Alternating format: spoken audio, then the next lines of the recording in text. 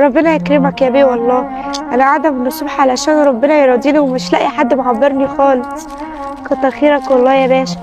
حاضر، بس على فكره في مشكله، المناديل دي طلعت بريحه وانا مش بحب المناديل اللي بريحه والله. ليه يا باشا؟ ده والله ده المناديل دي جميل. ايه ده؟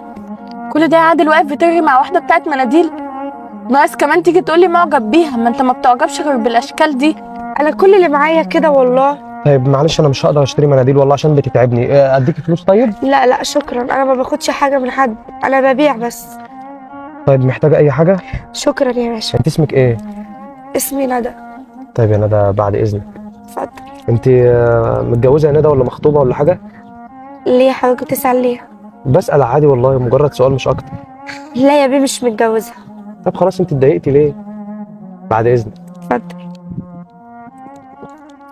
هو عادل راح فين؟ يا عادل، يا عادل!